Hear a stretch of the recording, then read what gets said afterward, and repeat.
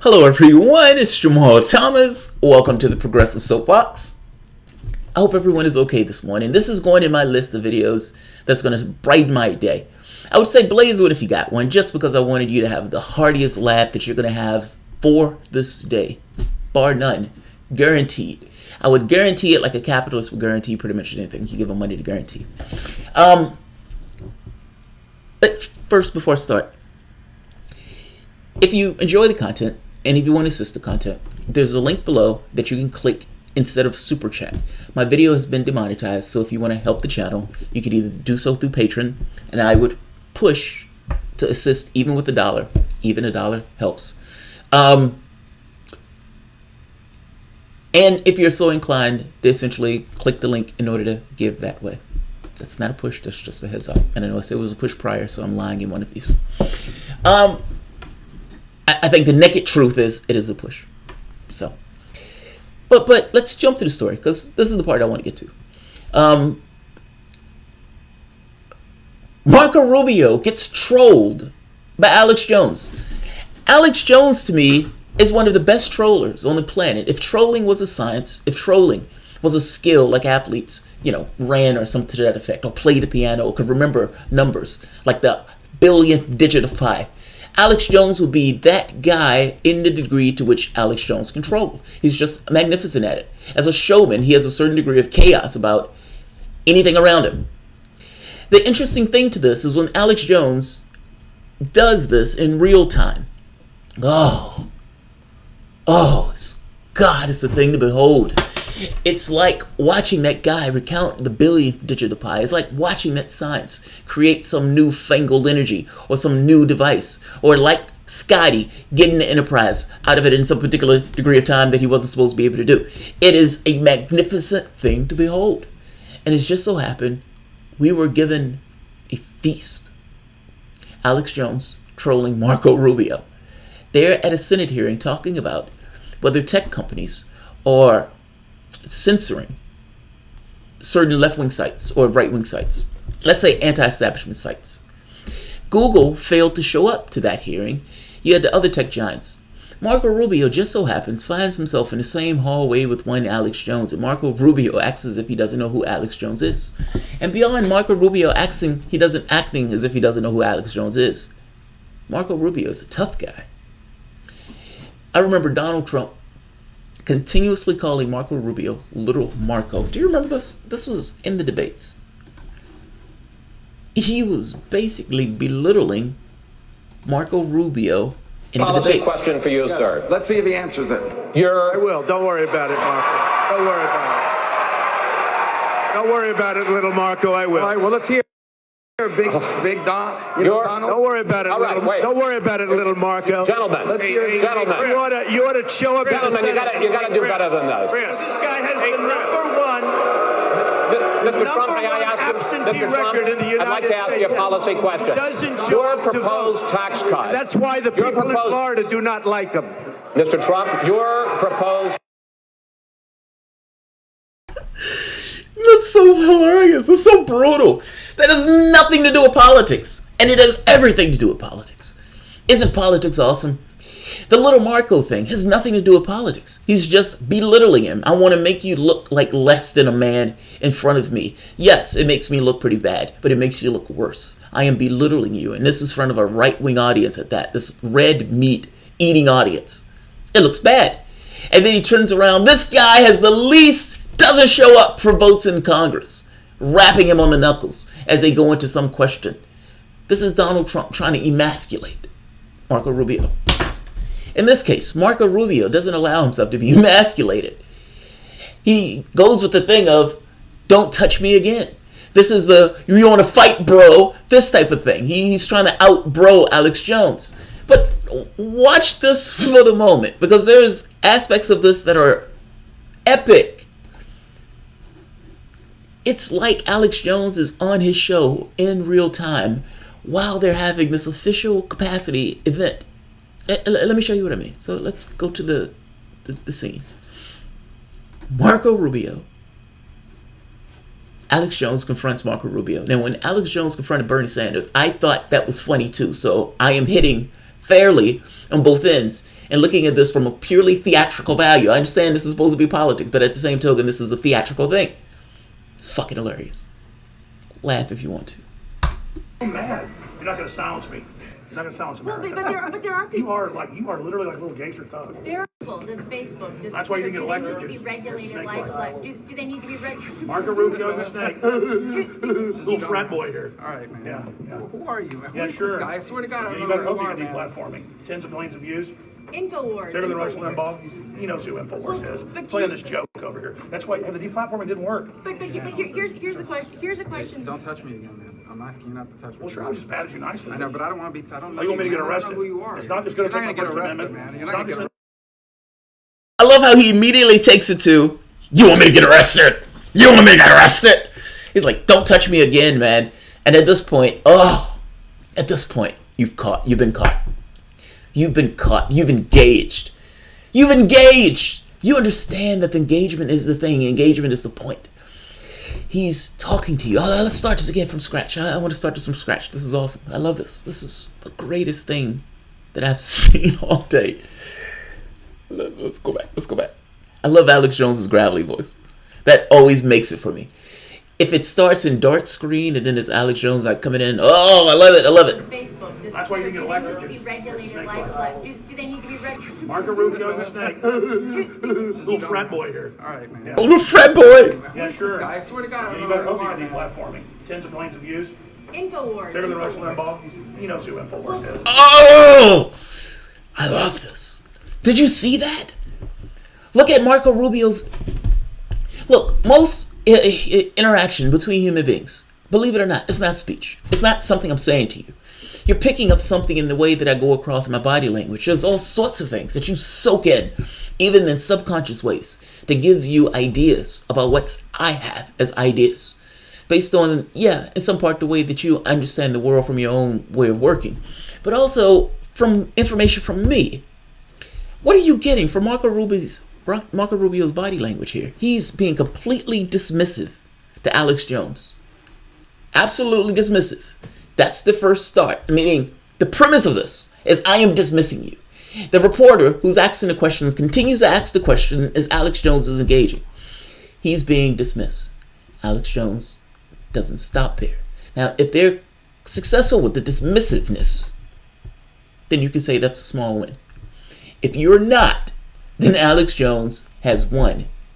If you get to the point where Alex Jones is saying, what are you going to do, call the cops? What are you going to do, call the cops? You're already too far into it. This is epicness.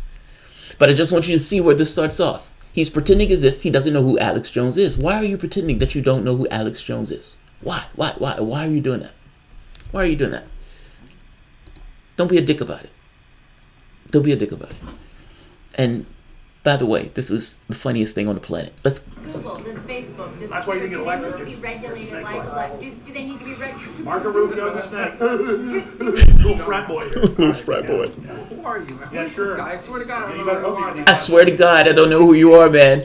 Why are you swearing to God about that, Marco Rubio? Is that one of those things that you really need to swear to God about? I swear to God, I don't know who this man is. Why are you swearing to God about that? I suspect that you're swearing to God about that because you're lying through your teeth. Of course you know who Alex Jones is because this is... Why are you lying about that? That's all. I'm asking why are you lying about that? Now, I could be wrong on this and saying he's not lying about that, but then you ask the secondary question of why don't Marco Rubio know who Alex Jones is? Come on, let's be honest.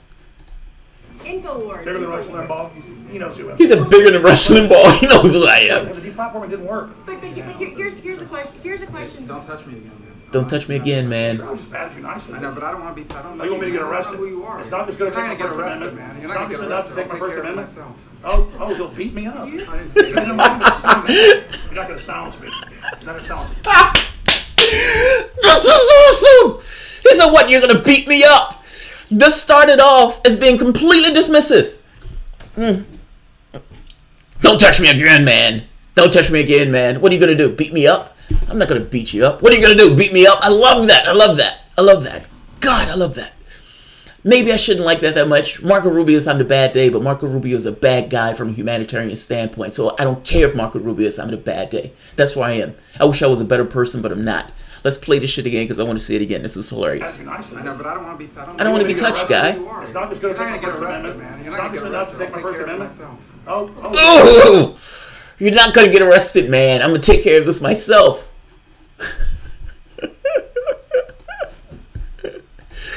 Please tell me you're enjoying this as much as I am. Am I the only one enjoying this? Anyway, Alex is good, but Trump takes it to a new level. This history of trolling people goes way back before 2016. God no. Little Marco is gonna beat me up. Dark Posty Lefty. It's just hilarious. Yes, Alex Jones is yes, but it's hilarious. He's taken Alex Jones, Marco Rubio. These guys are in their roles. Marco Rubio, this Republican, like this kind of corporate Republican, is talking to the press in this kind of formal role. Everybody is in their role. Everybody is, they're just asking him these questions and everything else. And then here's Alex Jones. And Alex Jones is asking him questions in these weird ways. And it escalates within, less than a minute to, I don't want to get locked up. And he's like, you're not going to get locked up, man. And he's like, what are you going to do, beat me up? And that's where they're at. This is a sitting member of Congress in the United States having a conversation with Alex Jones. And they're talking about whether or not Marco Rubio is going to beat Alex Jones up. Tell me this is epically awesome. Tell me this is epically awesome. I find this to be utterly hilarious. I find this to be completely hilarious. And there's more to this. When you lose to Marco Bot 3000, you know you've hit the bottom. You know you've hit the bottom. Do you think Marco Rubio could have beat Alex Jones up? I'm not convinced. I'm not convinced at all. Marco Rubio lied through his teeth that he didn't know who Alex Jones was. Why am I going to believe that Marco Rubio can beat Alex Jones up? I'm not going to take that at face value. I'm not going to believe it. I'm not going to drop Alex Jones to that level of being roughed up by Marco Rubio. Let's keep going because, again, I'm finding this funny. This is making my day. Marco Rubio having a bad day is making my day. I wish I was a better person. But yeah, this is a bit of schadenfreude. I didn't say I that. know I am, but he's so mad. You're not going to silence me. You're not going to silence me. But there are people. You are literally like a little gangster thug. There are people in this country. Rubio just threatened to physically take care of me. There are people who Look at feel that. that they're being We already got rid of my First Amendment. They feel like He tells you China's the problem, which it is, but they're taking our free speech right now. This is awesome! This is awesome! She's asking him questions! She's asking him questions. Marco Rubio is standing there with Alex Jones. He's like, China is the problem. And he's like just talking shit to Marco Rubio while this woman is asking him questions. And Alex Jones is just screaming at Marco Rubio, looking at the camera while going back to every so often saying something. It's like a video is playing of Marco Rubio with Alex Jones stopping it periodically to talk shit to Marco Rubio. I love this. And it's not even stopping the video. He's just screaming at Marco Rubio. This is awesome. Marco Rubio, to his credit, is doing his best not to engage. But how do you not engage this? And to Alex Jones' credit, Marco Rubio did just threaten to physically assault Alex Jones. But that's only after clear provocation. The clear provocation doesn't matter. A member of Congress has threatened to physically assault me. All of these media here, do you not see this? I'm just trying to save America. I'm Alex Jones trying to fight for America. Here's my flag. Here's my flag. I'm fighting for America. And this member of Congress threatened to assault me. It's theatrical. It's performance. It is Alex Jones. And it is why his show is so fucking watchable. It's like watching Jerry Springer or Maury Povich, where they're saying which one is the daddy. It's one of these train wrecks that draws your attention. This is fucking phenomenal viewing. I love this. I'm sorry. I wish I was a better person that I didn't like this. I don't like Marco Rubio. Nor do I like Alex Jones all that much, even though I think he's watchable. So you can imagine not liking either party here. It just makes this great fun for me. Anyway, not necessarily for America. Let me let this play out, because we haven't even gotten through the entirety of this. I'm going to let this play. Social media platforms Facebook, There goes Rubio. Twitter. So one thing is to say we're going to go after foreign interference, design, and so on. But it's already going on here. Another thing is to say Democrats we're are going to raping the go after free Republicans. speech, because at some point The someone has to make Democrat. it. He's screaming at him while Marco Rubio is trying to do a show. Do you see this? God, this is epic. This is so epic. Nation, what's the difference between, He said Democrats are raping Republicans. It's going on here. differences of opinion within Marco the- Rubio is still That's a very going. fine line. He's still That's something going. We need to be careful about. We don't overreach in that direction. But then he doesn't know about InfoWars being banned. He doesn't know about the top news story in the country. About how they, not just how they apply that within the United States, InfoWars.com, but they don't become better agents than of authoritarian. Infowars.com. Better than ever. Better than ever. God, this is awesome. Marco Rubio is sitting there answering the question. And he's answering the question with Alex Jones yelling at him maybe a foot away from his face. And this goes on for like 3 minutes. Do you know how long 3 minutes is? If I sat here and I said, talk, you'd be surprised how fast or how long it takes. If you're, kind of giving a response and something like that, and there's something else going on in the background. When I hear my wife just muddling about in the background, it is aggravating to me because it's difficult to keep a strain of thought, hold on to that thread, while something else is going on in your periphery.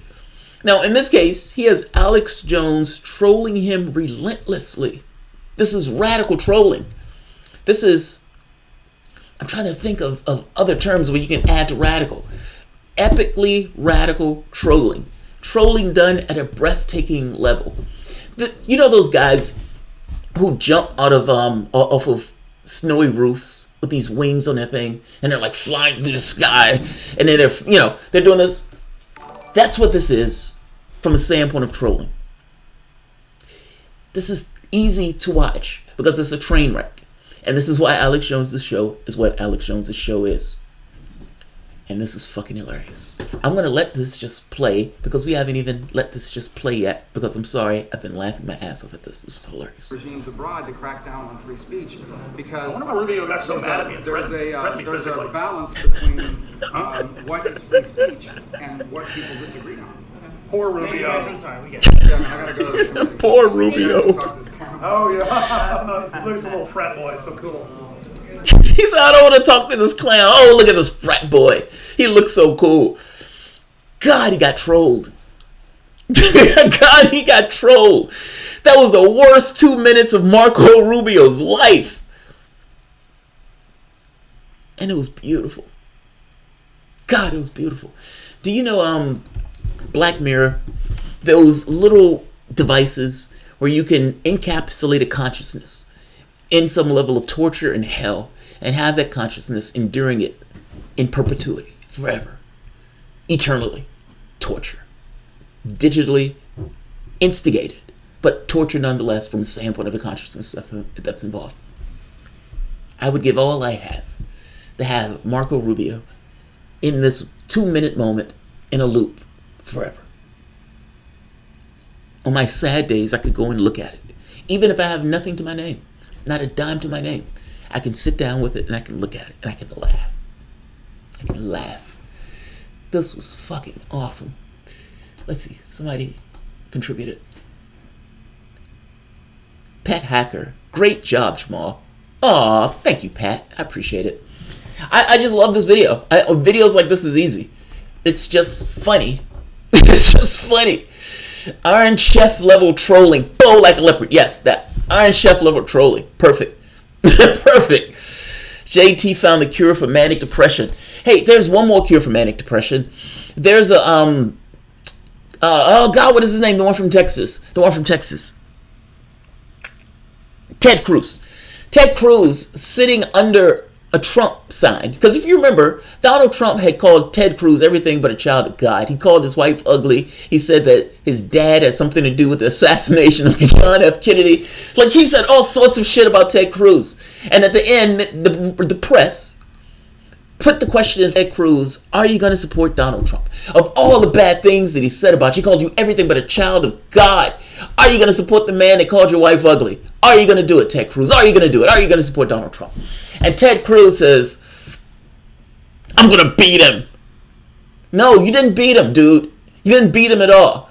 And at the end of that Ted Cruz, who got his wife called ugly by Donald Trump, was sitting below a Trump-Pence sign. That is the greatest thing. That is the greatest thing. It is the cure for the common depression. The cure for common depression. Love it. Ted Cruz phone banking. Yeah, Crystal Colon. Yeah. Yeah. God damn it, let's find that. Let's find that video. The Ted Cruz phone banking thing was Ted Cruz phone bank. Yeah, right. Yeah. Apparently, there are enough people.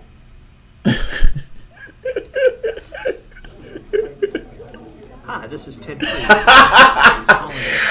Look at this! And listen to what he's saying. Wait. Critical for the direction of our country, and I urge you to come out and support freedom, the Constitution, and the Bill of Rights. You can vote by absentee ballot, and if you need help. Now, here's the thing. Resistance. Isn't resistance a beautiful thing? In all realms of life, we, at some point, resist. It just depends on what you're resisting and the degree to which you're resisting. There's some systems that are so, you could say, locked in, so totalitarian, that you're stuck in a particular role, whether you want that role or not, meaning your feelings don't necessarily matter. You're compelled by political winds.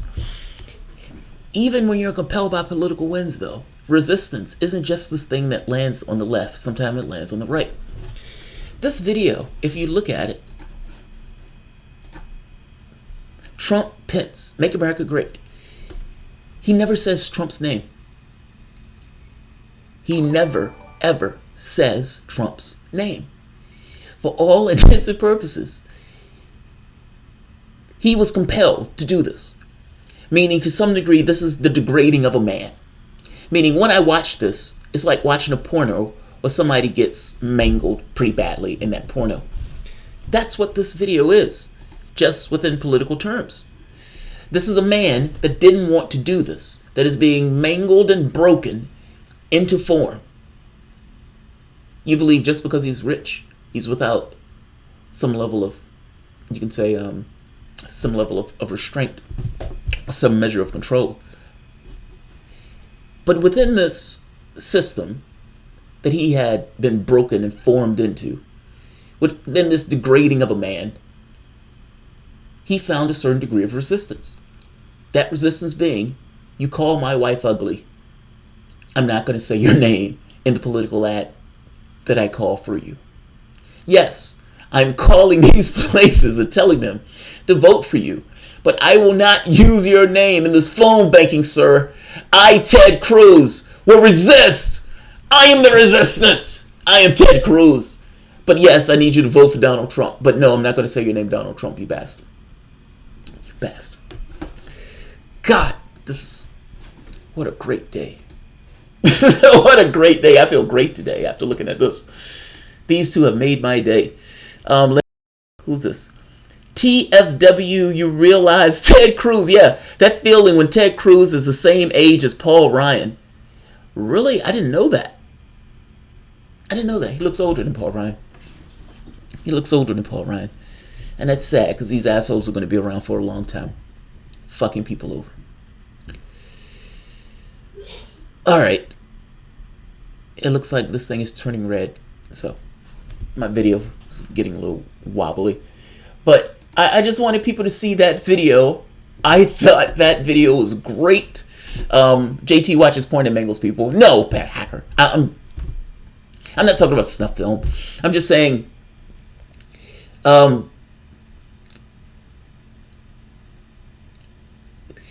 adults, you know, it's funny. How do I say this? I want to say this I don't want to say this in vulgar terms. As adults, you know, we have drives at times. Some people want to be roughed up. Some people want to be, you know, be knocked around a bit. Others, not so much. They're more demure. Depends on what your interest is. Now, it's not that I have an interest in mangling people. I just want to make this point that If you listen to somebody like Hedges looks at porn as being violent. It's the lens that you use. That's what I kind of want to get across.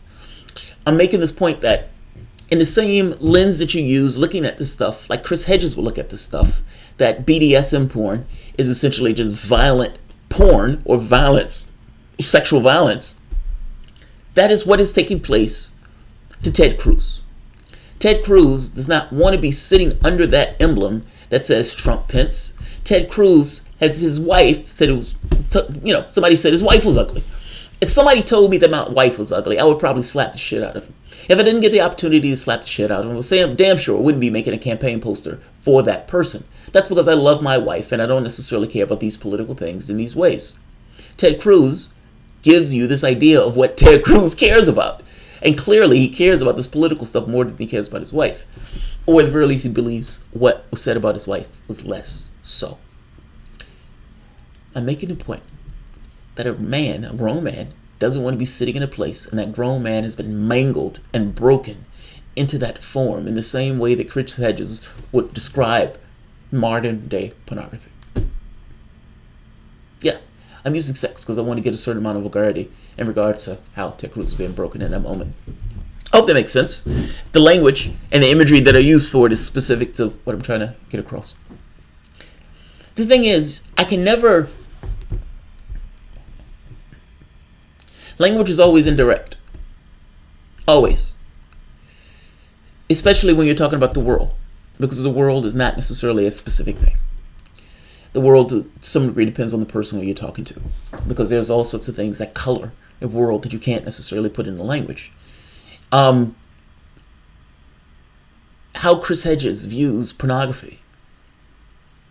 If you ever listen to Chris Hedges, that will be very clear to you. If you've ever read anything of Chris Hedges, that will be very clear to you.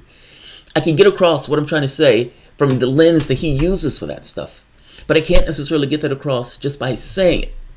I hope that makes sense. Like the language is indirect. I can give you imagery based upon what I know you know of the individual as he talks about it. Because he talks about it in a particular way. There's a whole load of information in that I can't necessarily just say. Otherwise, I would never be able to get it across. I can talk vulgar or give this kind of vulgar explanation and then attach it to it. But I don't know. I like the Chris Hedges thing because I know that anybody who listens to Hedges knows how he views it. It's that's a discussion on its own. So I think it's porn. There's certain devices that allow a woman to do the pegging. Oh! Nathan Kettle. Did we go there? Did we go there? Did we go there? Do your thing, Nathan Kettle. Ain't nobody getting on you for that. Mrs. Tree 1. Tain't no big thing but a chicken wing. Go ahead. Pat Hacker, Nathan Kettle. Aren't they pegging their wives? Oh, wow. Nathan Hager is making a point to you that you can't just assume that it's the wife that's getting the pegging, that there are devices that assist the wife in getting over that hurdle. That's what Nathan Kettle is talking about. Let's be specific. Let's be specific. All prostates matter, Mrs. Tree 1. So here's the thing. My issue with what Chris Hedges talks about, look, the problem is not porn. It's not porn. It's that they're paying for it. There's a difference in those things. You need to make a distinction. If a wife and a husband decides that they want to be voyeurs, and that the wife either wants to take a device and the husband wants to be tied up with the wife taking that device and doing pretty rough things to the husband, that is their choice. That is choice. Now, an argument can be made that these people are some degree robots and that they came to this choice because of the things that happened to them in growing up. Meaning there was something that acted upon them that pushed them in a particular direction that got them to like certain behaviors. They may not necessarily be within the context of the mainstream. Okay, they may be true. So what? So what?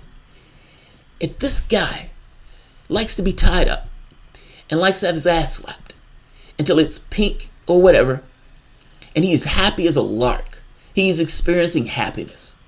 Oh, it hurts! Yes! Yes! Do it again! I like it! So what?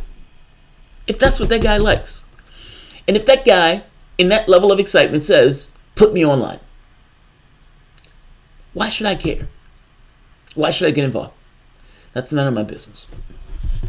The problem comes in this is, if that guy is broke, and that guy needs money, and that guy feels that the only way that he can eat a sandwich or buy his medicine is by getting tied up and getting his shit beat out of him. Those are two very different things. In one case, it's choice. In the other case, it's being compelled by the society that has let him down. The issue is not the porn, the issue is the money. You can make a case to say, well, we're living in a society that has money, so blah, blah, blah. That case can be made, but just be very clear. Ted Cruz porn. Ted Cruz can be searched in porn sites to find videos no way. No way, that's funny. Oh, that's funny, that's funny.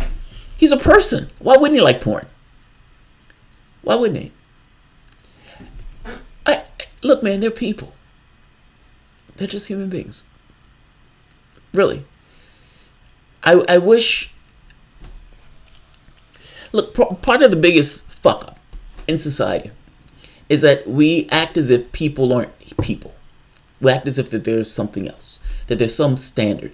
I think it's because we look at these things from the standpoint of distance. And when you're looking at it from distance, you're not necessarily involved in the complications that go into making up a person's life. So you don't see the specifics. It's like watching a movie. And when you're watching a movie completely out of context. But you're following the character as they go through that particular thing. If you were in that reality space, you would think completely differently than you are thinking as the audience member. Because from the audience member's perspective, you're seeing that person's life from that person's perspective. Perspective changes things. Perspective changes things. Yeah. It's...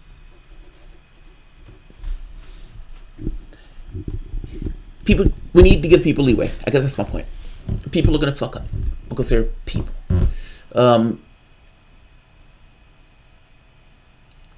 I wish we don't put our context on theirs. If there was one thing that would cut down on a certain amount of chaos, at least I think it would, is this kind of acceptance that people are robots. I don't think that is an absolute. But I do think that to the degree of an average. God, this is getting kind of trippy and kind of all over the place. Even though there's a thread here. I swear to God, there's a thread. But it's devolving into an example of an example of an example of an example, which is fucked up.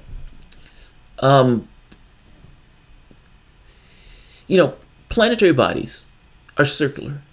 You ever wonder why? Like, why do planets become circles? Why aren't there square planets? Why aren't there rectangular planets? It's because things in nature go to the lowest energy level. And the lowest energy level that these things form in when they're swirling around ends up being a circle. I think human beings are the same. Human beings think they're different than natural law, but human beings are no different than natural law. I think the only difference is consciousness. Consciousness, in this case, it's like will becomes the difference. How much do you want it?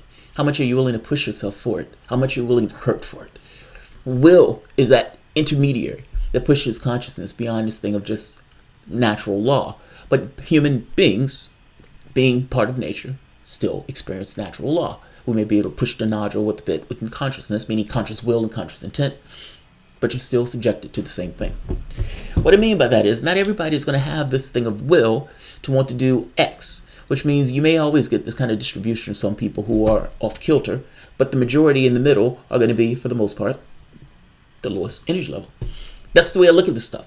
When I say human beings are robots, I mean that what is the largest distribution of people, how are they going to fall? Not what one or two are going to do, but what is the middle? What is the fat party in the middle going to do? Yeah, that's what I mean. This was a thread of a thread of a thread, and this is fucking me up. I guess I think I was talking about Ted Cruz. He's a person, which means I have no doubt that Ted Cruz is probably at some point going to watch porn. I don't care what he gets out there and tell his constituents. What he tells them is purely for political ends. That's the means to power. That's what he's chosen as a way to try to get to power in this particular country. In the same way, somebody is black, somebody is gay, somebody is straight, somebody is white, somebody is Hispanic, somebody is whatever. They use those things for political ends. Paul Ryan is no more Catholic than, I am.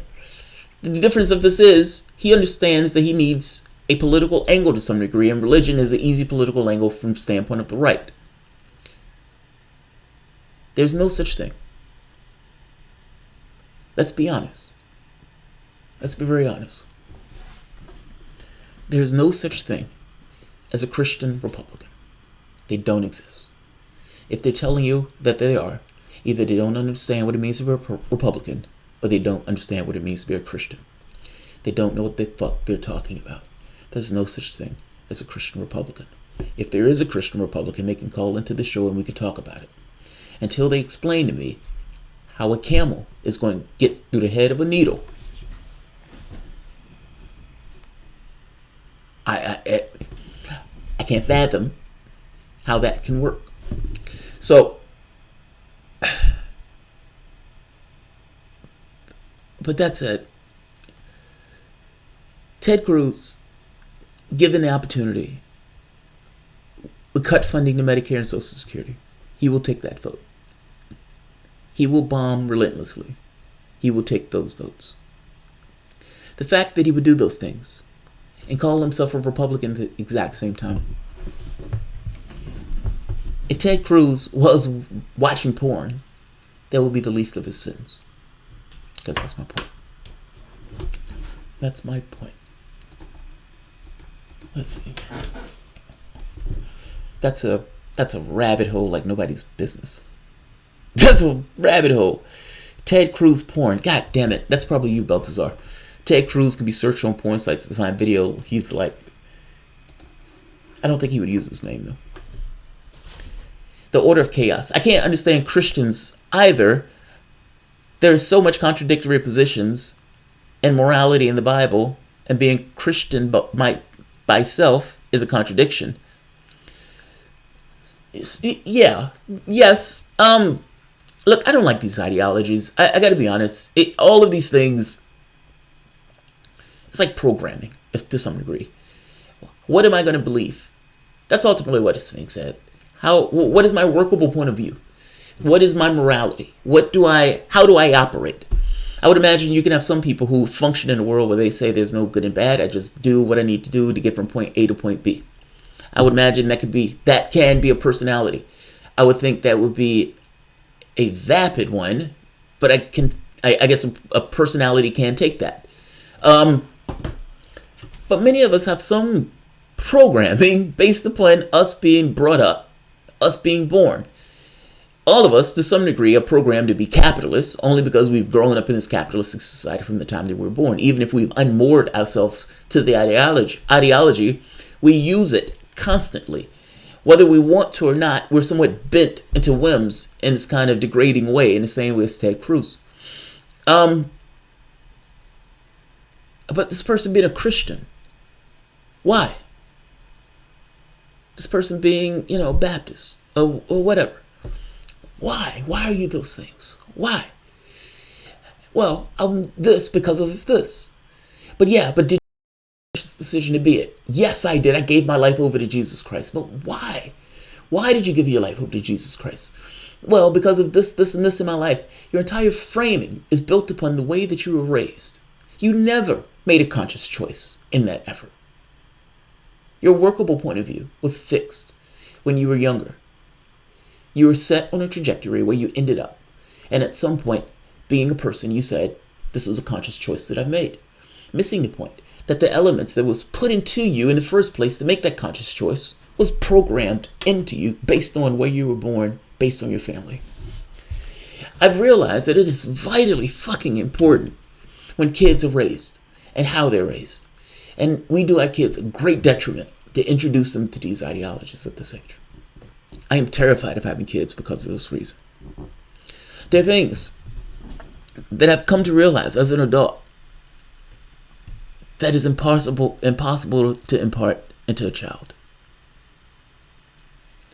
It's like, what's the answer to life? 42. What does that mean? What does that mean? You don't see how petty and absurd it is to judge someone's faith based on their political party. You're talking about me? You're talking about me?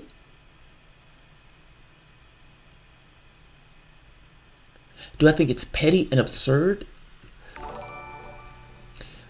Look, I'm saying you can't have it both ways. I'm saying if you're telling me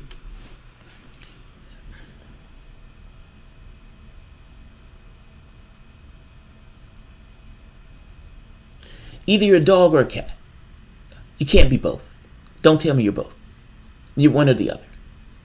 It is impossible for you to tell me that Republican ideology is in any way coincides with a Venn diagram with Republican ideology. These are the people that are trying to cut and give more to their cronies. People who have wealth beyond anything most people ever come in contact with. People with wealth. You're talking about the top 0.1%. That's what these guys are doing. They're literally working with Donald Trump in order to cut Medicare or cut Obamacare. This tepid degree of health care there is. And they're doing it not because it's in the best interest of the country, but they're doing it because they have taken this idea that cash, something that is unreal, matters more than actual people getting health care. That's Republican ideology. So if you're going to tell me that I'm being petty and absurd because I'm making a point that it is impossible to be a dog and a cat at the same time, then you need to explain to me how in any way Republican ideology and the way that we understand Republican ideology works with this. I'm not saying being a Democrat is all that in line either, but at the very least there's this basic understanding of human empathy that is not necessarily found with the Republican Party. This is the party that's talking about let a guy die on the street. Have you forgotten that in these red meat debates? It's nonsense. It's utter nonsense. Survival of the fittest by the right-wing evangelicals. Yeah, because that's what Jesus was always on board for. Survival of the fittest. It's nonsense. You can't be both. That's my argument. You can't be both. You can't be both. Bible telephone. We're talking a book that literally had to go through so many translations. The New Testament, bare minimum, had to go to an ancient Aramaic to Latin to German for those printing press to English. It's like a giant game of multi-century telephone. They take it as true. They take it as true. But again, they take it as true because they were taught to take it as true. My annoyance is that people don't realize that for whatever reason, challenging the notion that who they are is a purely attribute unto themselves, meaning I myself created myself by myself. To challenge that notion, hey, maybe who you are is shaped by the factors to which were around you. That makes all the sense in the world. If we were on the Star Trek universe and you grew up on Kronos, I suspect you would be a Cleon. I would suspect you would act like a Cleon in every way. I suspect you would take on and emulate all of those things. Starting you off with the workable bit of code that you are now, if you were put onto Kronos, you would take the attributes of a Cleon. You would think those things were right. You would think the cultural traditions were right. You would believe it out completely. You would not know otherwise. Your whole frame of reference and thought would be based on whatever it meant to be a Cleon. Now you, as a human being, will find those things utterly grotesque because everything that you are is oriented around to being a person. And in the case of the individual who's a Christian or Catholic or whatever, the same thing. Now they don't see it that way. They gave their life to Christ. Okay, great. But when I deal with them, I have to deal with them knowing that who they are is purely a product of where they come from. That's aggravating. Because they don't accept that to be true. They are based on their environment in the same way that I am just based on my environment. I am just an outgrowth of how I was thrown into the world, per se. There's a workable bit of code in me that is me for the most part, but that is always working up against the society. Meaning, I can't necessarily claim full credit for being who I am, because there is no such thing for the most part. It's just I hope that makes sense. But I'm saying that for everybody. It's almost like we're awash together in this. There's this kind of like a sea of consciousness. Bible fail. That's funny.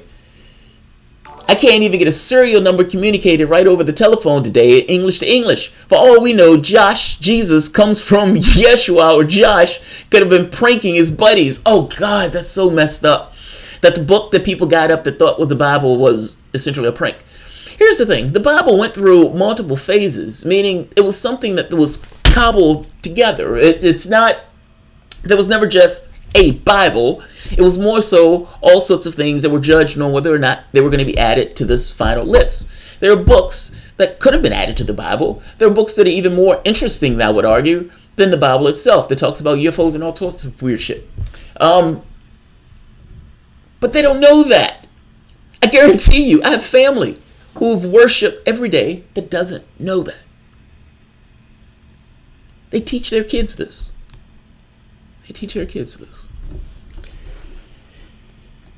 Raising a kid is terrifying. All of those things are going to be dropped into that kid, and he's going to operate in the world. He's going to operate in the world thinking that all of those things come from him. We need to radically shift in the way that we teach our kids, and we need to radically. And I understand that's never going to fucking happen. So me saying it doesn't really matter.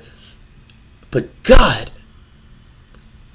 we need to be more honest about how we interact with each other.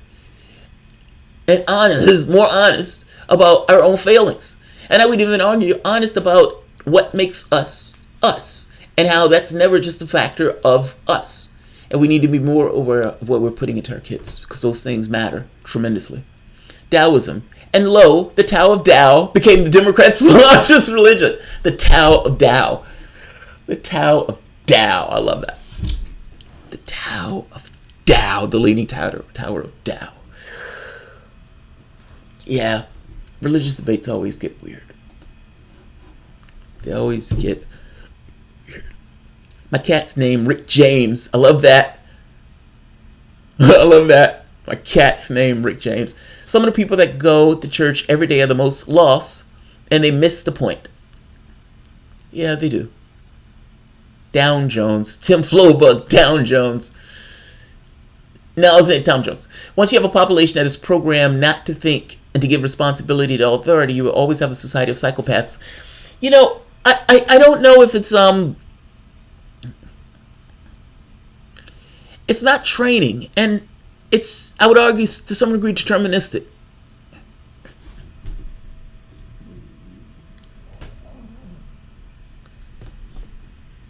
If my wife and I was dropped on a planet, and say for the moment it's just her and I, what would the rest of the world look like if we populated from just that? And I understand, 2 people are not enough to recreate a population.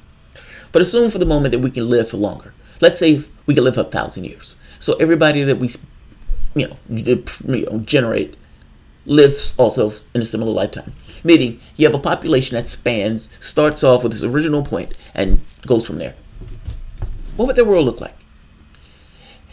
I would imagine that world would have some of my and my wife's thoughts, similar ideas. And from that origin, slowly, incrementally go in a direction that we probably thought was best, with offshoots depending upon where the kids go to the left and to the right. You may have other societies that spawn and all sorts of things, but the beginning origin of this was us. And I suspect that that's going to be propagated all throughout these various societies going on for thousands and thousands of years. I suspect humankind was similar. Small attributes that was just kind of propagated over and over and over again with these small incremental changes to get to the point we have now.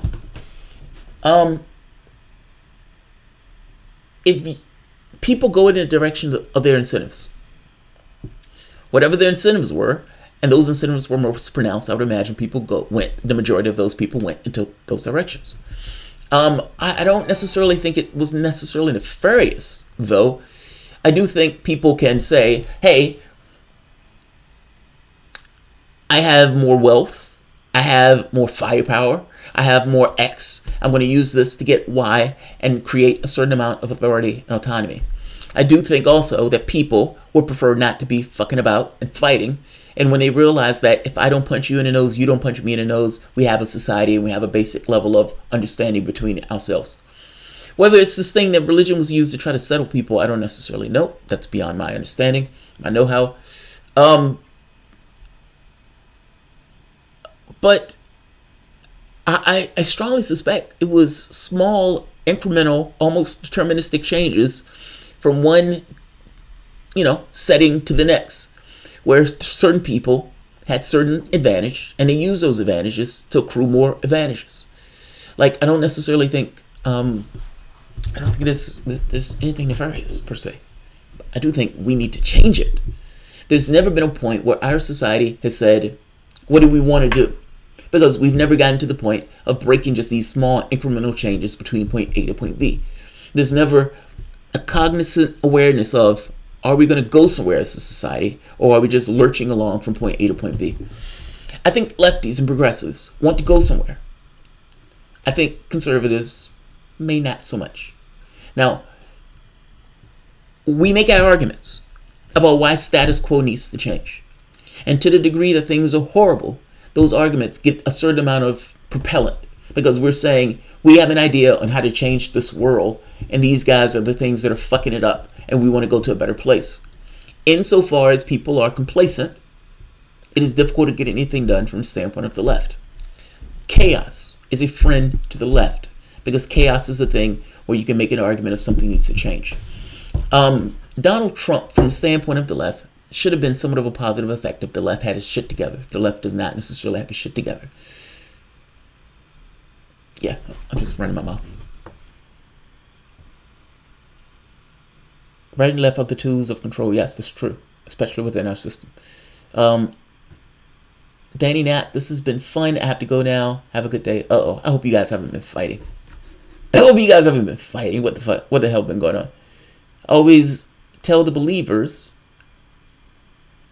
when they tell I'm going to hell, I say, sweet, that's where the best ones will be.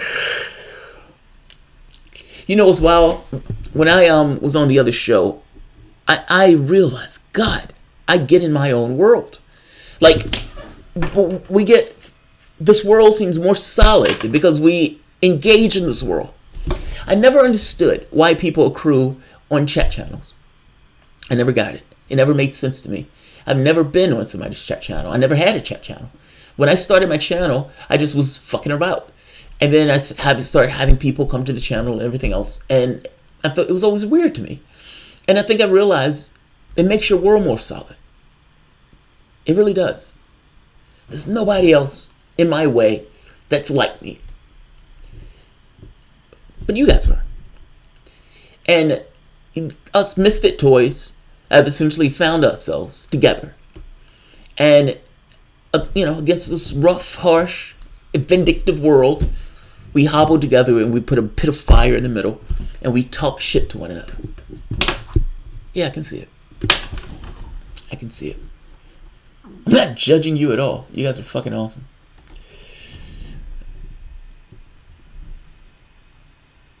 Religion isn't the norm. We act like religion is the norm. Try not indoctrinating your child at all. Let them choose which religion they think is right. They probably won't pick any. Yeah. It's not the norm. We think all of this is the norm. It's not the norm. None of this is norm anything. The idea of normality to some degree is purely dependent upon what's normal. It's relative. But yeah, I wouldn't give my kid a religion. I would let that kid pick. But would I judge myself badly if he chose? Yes. I would believe I fucked up somewhere. Or at the very least, he was exposed to something in society that took him down a wrong path. But it is his choice. And regardless of what he chooses as a religion, I just hope humanitarianism is the center point. Less likely. What's less likely? A Christian Republican or a Christian Trekkie? Alien races means God's unlikely. No, it doesn't. It does not. Here's the thing. I had to have a come to Jesus moment about religion. Oh, I love it. You see what I did there? Come to Jesus moment about religion. And maybe I'll do a video on this. Like, being a lefty doesn't stop you from believing in God. I'm agnostic on this point. Like, literally agnostic on this point. Radical freedom is not easy. Radical freedom is not easy. Where do you go in a godless universe where there is no point? Like, think about that. You wake up, there's no point. If you sit at home all day and do nothing, so what? There's no point. It's only point in the context of a human experience of your society and everything else. But from the standpoint of a greater cosmos, the universe looks at you as blah. It's empty. It doesn't care. Now, I don't necessarily think I believe that, but I don't necessarily know otherwise. I can only go by my experiences. My experiences give me an idea that that's not true, but it doesn't matter whether my experience give me is that's not true. I can't prove it one way or the other. I'm stuck in this thing of, I don't know. That's where I get to this. I've said many of my experiences before, this idea of spirit guides and everything else. My experience has been very bizarre, to say the least. Things coming into the room at night when I'm asleep and sitting on the bed. Things turning on a light in the house. These odd experiences, trying to contact UFOs and stuff. I like to try to experience stuff. If somebody says, this experience will do X, I want to see it. I want to know it. I want to be there. I don't care if it scares me. I don't care if it scares me shitless. I don't care if my heart stops because I am so terrified of the experience. I want the experience. That's where I am. I am absolute on this. This is not that's stupid that you're trying this. Well, no, I want to try them on their own terms. They may be right in trying them on their own terms, and you're discounting what they're saying because of your ideology. So I've had odd stuff happening, but I don't know what that odd stuff is. It's phenomenology. It's the stuff that happens when people are interacting with UFOs sometimes. It's, there's like, I saw my grandmother. It's phenomenology. It's not just the craft. It's odd stuff that happens with consciousness. People who are dealing with remote viewing. People who are doing this stuff with remote viewing is weird in and of itself. I'm just saying there's a lot of weird shit out there. There's research out there dealing with like Stanford Research Institute or Pear Labs. There are odd things. But I don't know what those odd things are. And I don't know what those odd things mean in the context of a larger world. Meaning, even if you can say, yes, there's phenomenology out there that points at there's something that we don't quite understand, I don't know how that fits into any larger and grand narrative. So I'm back to, I don't know what this is. I don't know what I'm soaking into. I don't know if I'm soaking into anything. I don't know. That's what I would teach my kid. I don't know. Now, honestly, I think that breeds depression. No, let me explain what I mean. Because you're free. What do you want to do? And there's no God that would, wag his finger at you, even if you decide to do nothing. You sit on your couch all day for the rest of your life, touching yourself inappropriately and eating bonbons. And there's nothing in the universe that would care one iota. That said, you can be the first man on Mars, and all of it equals the same. In a human context, that's not true. In a human context, there are goals and objectives that we try to accomplish in our lives. But even within a human context, your society may value one as being more important than the other because of what it contributes to the society. That's true. But we're talking about, in a grand scheme of things, beyond just what a person thinks. We're talking about from a God made X, so God has a point of view. I don't know.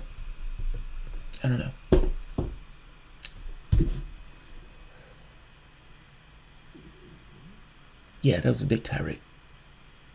That's a big tirade.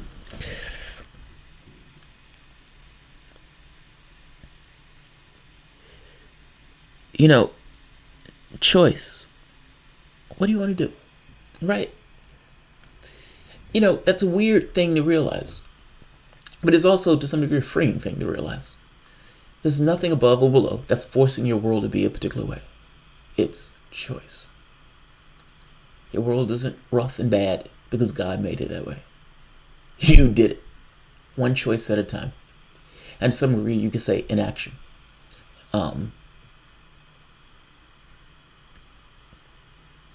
And I get it. You look around and you see a certain degree of poverty and you're like, God, I don't want to be in the situation of that person.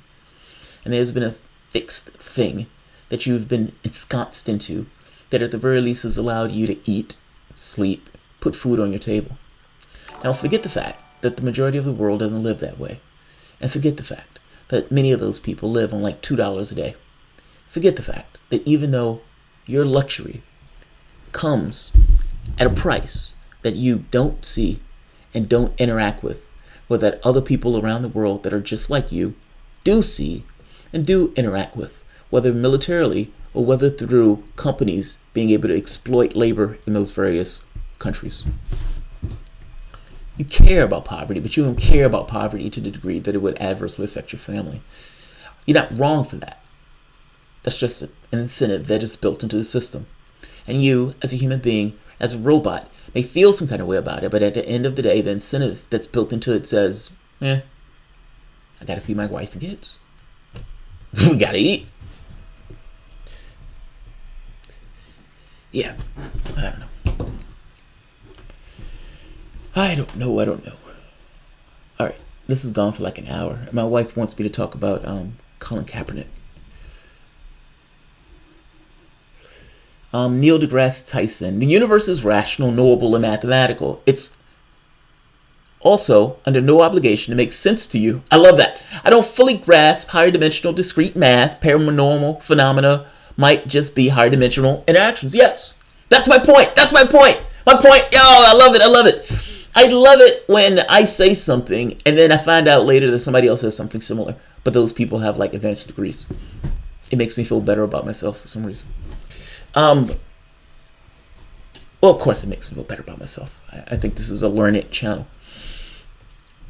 But yeah, I don't know. I have no idea what this is. Like, because I don't know what this is, this idea that people rule stuff out like there's nothing else. How do you know? Because I know. Science tells me that. Science doesn't tell you that. Science is just a tool. What test did you do that empirically ruled out something else? And how would you know? How would you know? Fucking people, they're aggravating to talk to. Alright, I'm going to end this. From Alex Jones to space math. Isn't that badass? You can only get that here at the Soapbox. That is only here at the Soapbox. That's only here. Clyde Illusion. I know how you emphasize class war and say identity politics is only a distraction. Yeah, to some degree it is.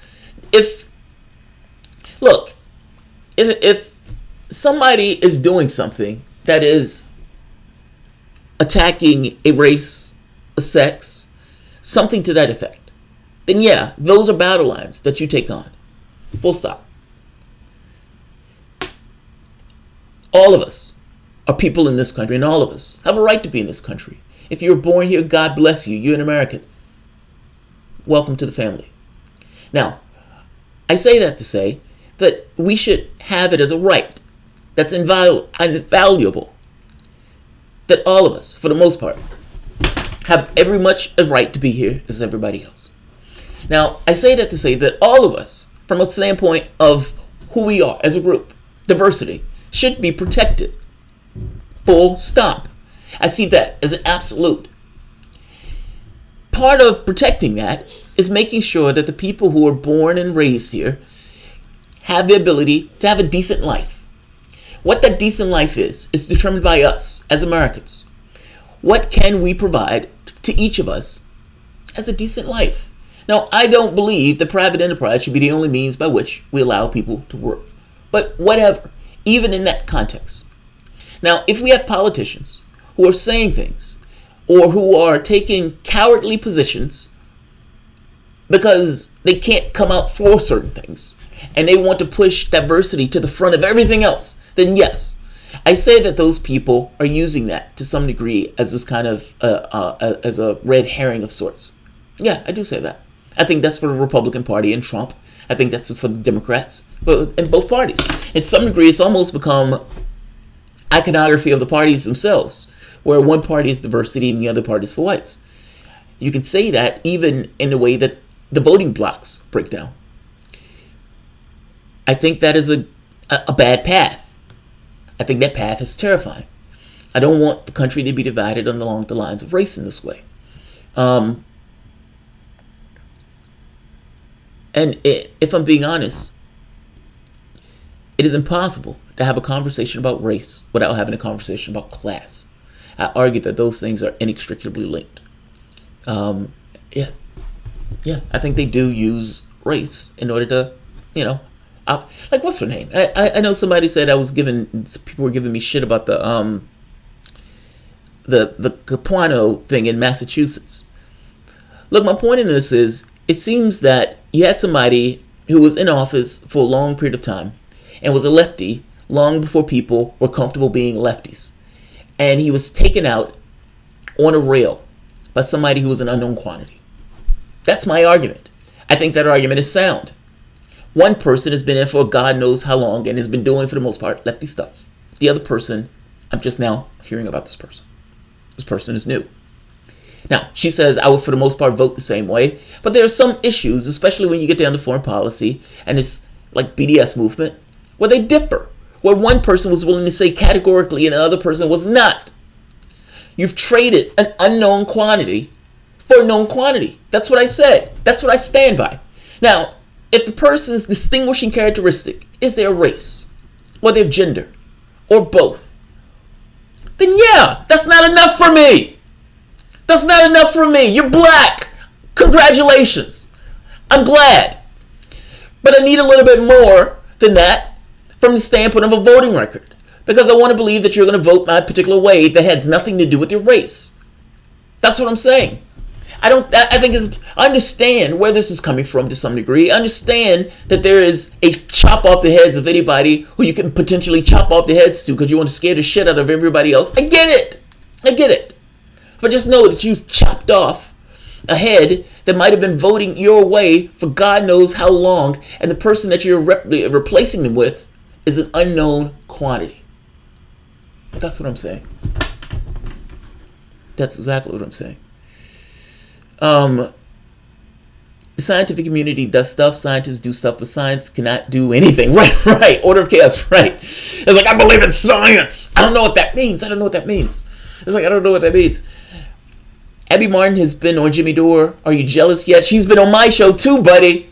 She's been on my show too. Now, trying to be an asshole. She's been on my show too. Stephen Carl, general strikes or there's no change in our system.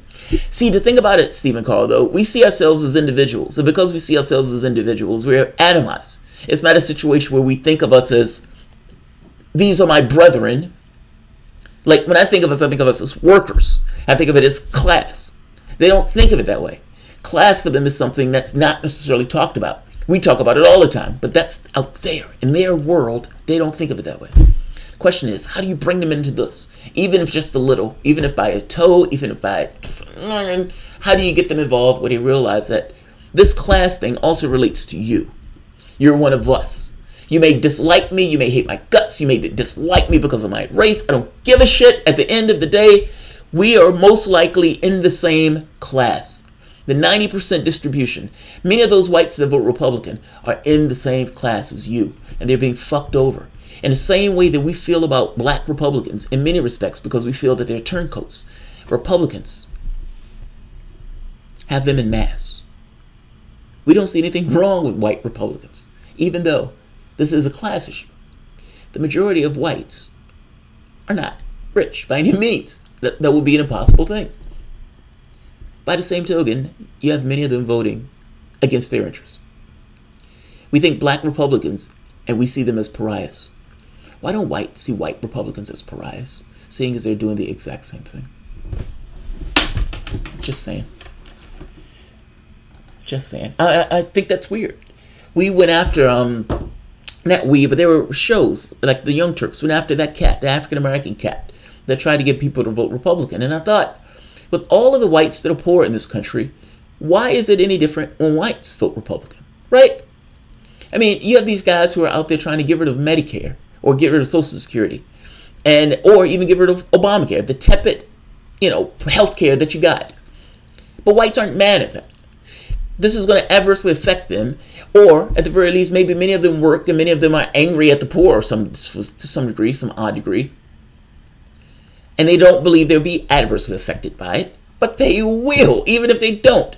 And the people who they're advocating for is advocating for things that hurt them, or at the very least is giving their money to somebody else, expropriating wealth from the bottom in order to get to the top. How do you look at this and say 95% of the wealth went to the top 1% and that doesn't bother you? Maybe they look at it and say, well, that was a Democratic president. But why do you believe a Republican would do better? I don't understand why people look at this and say, yes, we're comfortable with this much wealth going to the top 1%. I have no idea why that's okay. I don't care whether you're a Republican or Democrat. If you're part of the 99%, I don't understand why you will be okay with 95% of the wealth going to the top 1%. Blow off the labels for the moment. Why are you okay with that? As a human being, strip away your society. Just as a human being in a room, they bring in 100 slices of pizza. One guy takes 99 slices and walks out the door. Or 95 slices and walks out the door. What do you think the remaining people are going to do in that room? You think they're going to fight for that one slice? And what do you think is going to be? Do you think they're going to be chaos? Do you think they're going to sit down and be nice in the way they're going to try to find ways to feed their kids and everything else? Why is that okay? On a human level, you're a human being. You're standing on the moon looking at forms. You're not part of any societal structure or anything else. Why is it okay for one guy to take 99 slices? And if we're talking about poverty, why are you okay with people sleeping on the street? Or people not getting health care? Or for that matter, people getting, the $100,000 bills on health care? Just because they don't have something that's intangible. Is that what you want your world to look like? And if so, why are you okay with it as you look at this world in this way? I'm just saying, it doesn't have to be this way. This is choice. You can have any world that you want, providing you're willing to deal with the consequences. The consequences that we've accepted. People living on the street, people taking dumps on the street, people not getting health care, people getting kicked out of the hospital. The video I did where that woman was getting kicked out of the hospital because she was apparently homeless. Doesn't have to be this way. You've had enough wealth to get rid of poverty 7 times over. Think about that shit. Poverty at this point, even in a capitalistic system, is a complete choice. We choose it. We choose it. Whereas that person saying that a Republican can get into heaven. These are the guys that are fighting to keep the system the way it is. All right. I'm going to end this. That's funny. Clyde Illusion. I'm poor white trash. I never use trash. And I don't vote Republican. I spend my time watching and agreeing with you on class issues. That's hilarious. That's funny. That's funny. All right. If you enjoy the content, please feel free to share, like, subscribe. And you can always support through Patreon. Thanks all.